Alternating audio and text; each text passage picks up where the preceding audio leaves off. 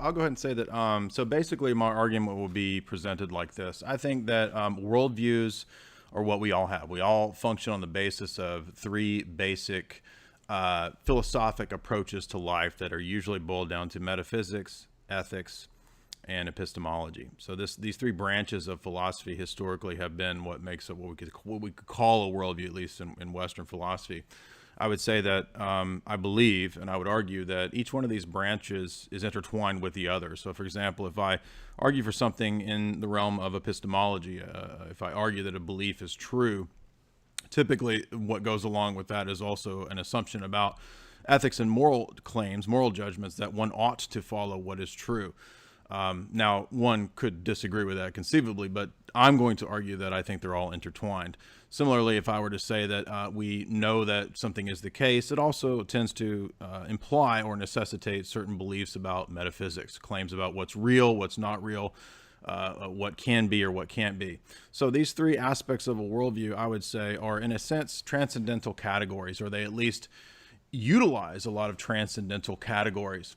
Transcendental categories would be things like the principle of induction, the laws of logic, the past, identity over time, the self, the regularity that we find in nature. These are not subjects that are the immediate purview of empirical sense data or empirical science. They're related to empirical science. For example, the principle of induction, that the future will be like the past, that there's regularity in logic, that there's regularity, and that there's a flow, you could say, to the scientific method. For example, if you study philosophy of science, you'll know that there's actually a logical process that's assumed in the process of doing the scientific method. So from reasoning on the basis of hypothesis to what the data supports towards a conclusion, for example, it presupposes that one ought to be true in this process if one wants to obtain the most true conclusions in this process. It presupposes the logic that one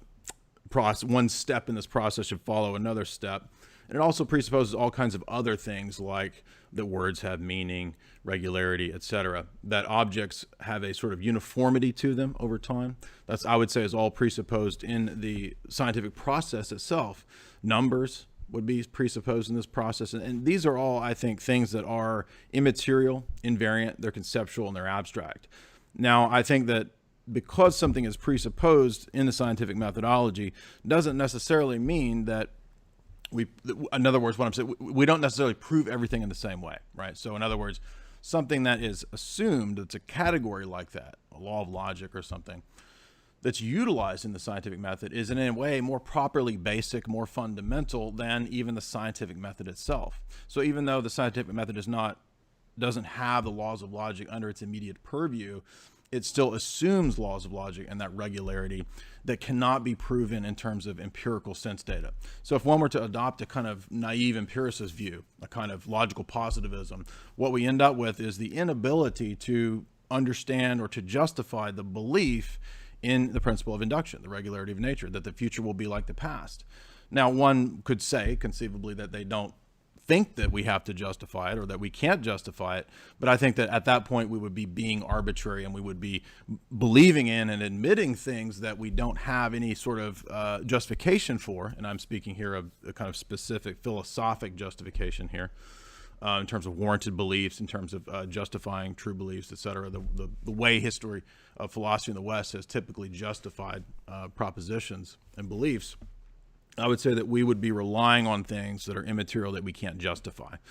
And so the way that I move from that to God is to say that there are actually a whole bunch of things in all of our lives that we assume that are not strictly speaking physical, not strictly speaking, quote, pragmatic, because from what I gather from Matt's worldview, he tends to have a very sort of pragmatic approach. There's all these types of things that are not immediately justified or known by sense data or basic empiricism, or in what's in history of philosophy called naive empiricism. So what I would say is that if I were Matt, if I wanted to be a consistent skeptic, I would go the route of David Hume and be a skeptic all the way. And to be a skeptic all the way would be to admit ultimately that no, there's not a justification for induction, for the regularity that we see in nature, and thus there's no justification epistemically, logically, in terms of rationality, reason, logic, etc., for the scientific method itself. Now we can fast forward all the way up to modern logicians like Bertrand Russell or William Van Orman Quine. Russell and Quine also continued this idea of saying that there's not really a justification if you're a basic empiricist for these ideas. They just have to be kind of a given. We can treat them like they are, but we can't coherently give a basis or justification for them. So to me, that's kind of an admission of the intellectual bankruptcy of this kind of logical positivist position. So you have all these kinds of things that are different from just physical material, physicalism, like laws of logic, like numbers, like number theory, like Mandelbrot sets, right? Very, very elaborate mathematical sort of equations that many philosophers and mathematicians, somebody like Roger Penrose, and I'm just bringing this forth as a testament, not a proof, just as an expert testament. You know, Penrose says that when I looked into the advanced mathematics of Penrose tiling, he said it looked to me like we're actually discovering these mathematical principles, not socially constructing them. So if you know about fractals, you know about Mandelbrot sets, you know they're very elaborate, right? They're not something that could just be a social construct. They're actual mental discoveries.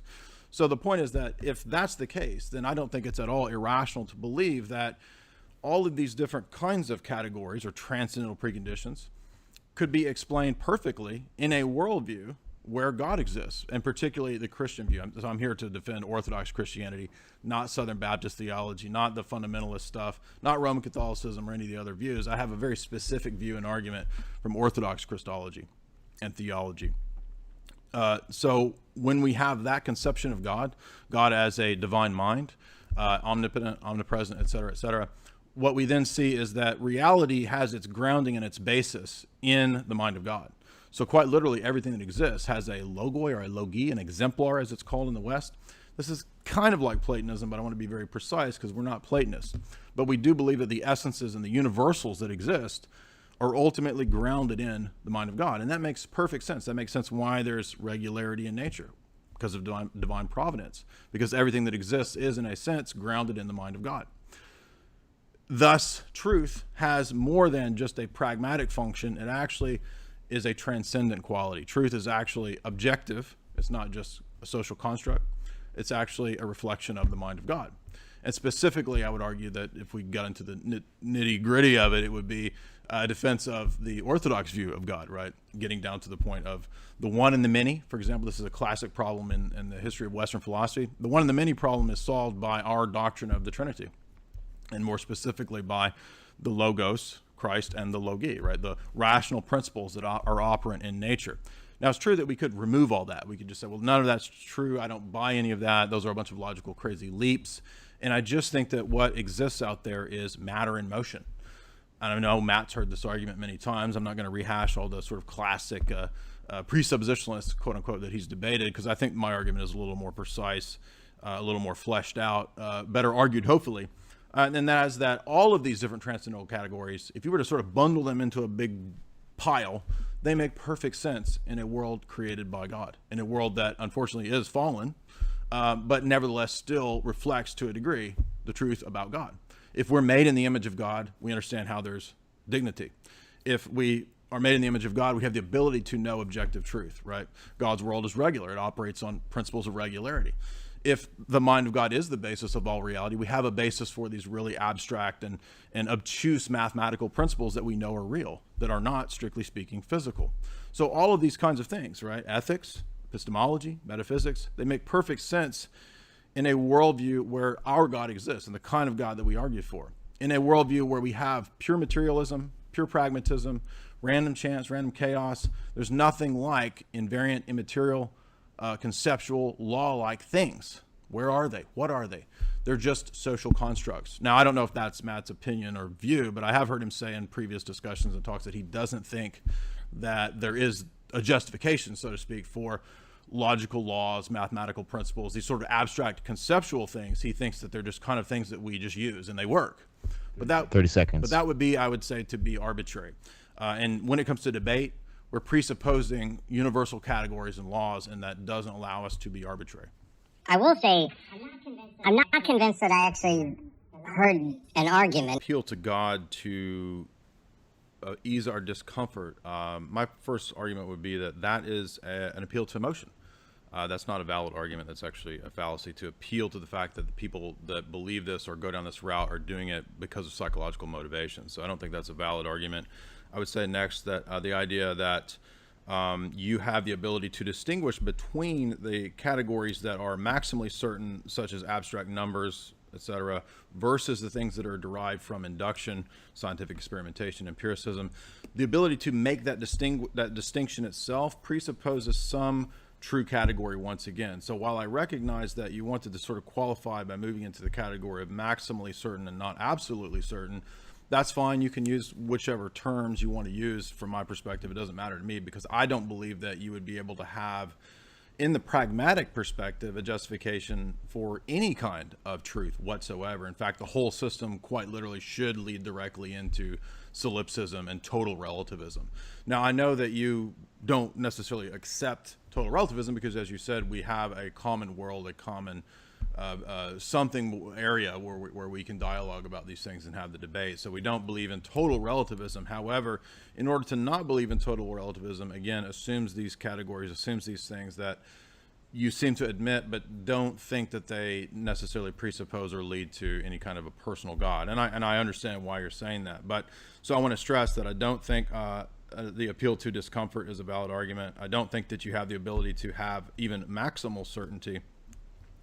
And I don't believe that you can construct a justification for anything. So the example that you gave was a case where you could, you cheated at cards, et cetera, and somebody could build a case or whatever. When it comes to normative day-to-day kinds of activities, or what you could call normative logic, that could be true. Yes, there's a lot of situations where we would have, through induction, limited amounts of certainty. But the strength of the transcendental argument, the strength of the argument that's being presented here, is that there are some things that are so fundamental that to deny them or doubt them, which theoretically one could doubt them, but to actually live or to actually consistently try to doubt them and not live according to them, or not debate according to them, would lead to such a fundamental breakdown of the coherence of one's belief system, or even the possibility of knowledge, the possibility of operating in the world, of predicating about objects in the world, of knowing things in the world, or doing science at all. Those types of things are so fundamental that I'm arguing, even stronger as an argument. They're maximally certain to whatever degree you want to posit. If you want to say absolute or not absolute, that's fine. It doesn't matter to me.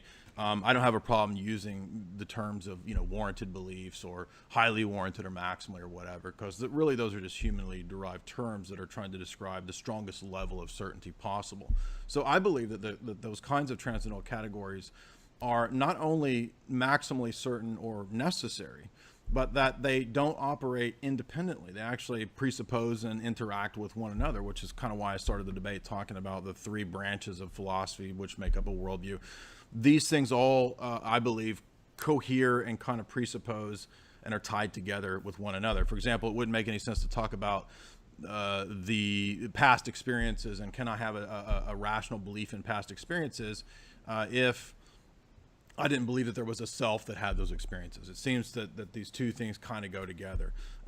Being able to predicate about objects in the external world, right, kind of assumes that objects in the external world have identity over time, right? That I can pick out one object amongst many objects, and so that's the problem of the one and the many, right? So any kinds of examples like this tend to, I would say, kind of assume all these transcendental categories together, even if we're only focusing on maybe one area here or there. Maybe we're only talking about linguistics. A lot of modern philosophers, P.F. Strawson, Carl Otto Appel, they've done a lot of work in transcendental arguments as they apply to language and linguistics. How many things, it's kind of amazing how many things we presuppose just in communication, just in subject-predicate relations and sentences, just in trying to communicate that information to another bunch of gray matter. The intricacy, the complexity in this is fascinating. It's phenomenal, actually. And so what I think is so strong about this argumentation is that we're not just arguing that it's a kind of a model up here in the abstract that's pretty cool, like some big World of Warcraft scheme that we've invented that really doesn't have anything to do with the external world. I'm saying that no, when I have a friend who's a rocket scientist, he's done contract work for NASA. He designs Blackhawks, right? He talks about the amazing complexity of the algorithms that he works with. Now, I'm not a mathematician, right? I know about math theory in terms of philosophy, but I don't do the abstract, calculus that he does to how to build, Blackhawks, right? But to him, at least in his mind as an engineer, and many other engineers and mathematicians who utilize math in engineering, is that they see the practical application of this very abstract realm into the here and the now. And if something's wrong in the equation, the Blackhawk's not going to fly. It's going to crash, right? So he has to be very precise. He has to be very clear in the way that he gets it all perfectly right. And so it's not just in the realm of the abstract, it's also very present in the here and the now. And that's just mathematics. So what I think, if we reorient our perspective, when we look at the power and possibility of transcendental arguments, we're not just saying something theoretical, we're actually mapping this onto reality and saying that all of reality kind of presupposes this kind of a God, and that itself is the argument. So again, one could conceivably say I don't accept transcendental arguments, but I think that would lead to a bunch of dead ends, and a reductio is a valid argument. If we're led to dead ends when we deny this thing over here, to me, I think that's one of the strongest possible arguments. A couple other last points on Matt's last statements there was that I think when he says that coherentism, when he was listing coherentism, he talked about how your beliefs don't have a foundation. Well, I'm not trying to fault Matt as if he necessarily doesn't understand this. Maybe he misspoke, but the coherentism is not about foundations. It's actually about the coherence of the web of beliefs, right? So there's two models. The foundationalist model is like self-evident maxims, and then beliefs on top of the self-evident maxims, and then beliefs that lead to further beliefs that lead to further beliefs, right? So that's foundationalism, and it has foundations. We don't have that model, right, when it comes to webs of beliefs and when it comes to paradigms and worldviews that are justified in terms of coherentism. So that's because if I'm thinking about logic over here in this arena, maybe I'm talking about the laws of logic, that's not disconnected from who I am. That's not disconnected from my belief in God. It's not disconnected from ethics, that we ought to be logical, that we ought to reason from premise to valid conclusion, right? So it's all connected in our view. And I think that's a better method, a better way of understanding truth, propositions, beliefs, claims, etc. So I would say that I think Matt's position, while he did ask some good questions, kind of misunderstood and made a couple logical violations there. And the response that what if there's no explanation? Well, I would say that if we're here to debate, and if we want to debate theism, I would say that if Matt wants to say that there's all these things that he utilizes, but doesn't necessarily think that they're true in the external world per se, laws of logic and all that, truth with a capital T or whatever, I would say that Matt's being arbitrary. And if Matt can be arbitrary, then I can say God just is, right? So if arbitrariness is allowed, if we can be ad hoc, then I think that the debate is over, because that would be a violation of the laws of debate. But of course, we don't believe that we can be arbitrary or ad hoc. And so therefore, we can't just say, well, the laws of logic just are.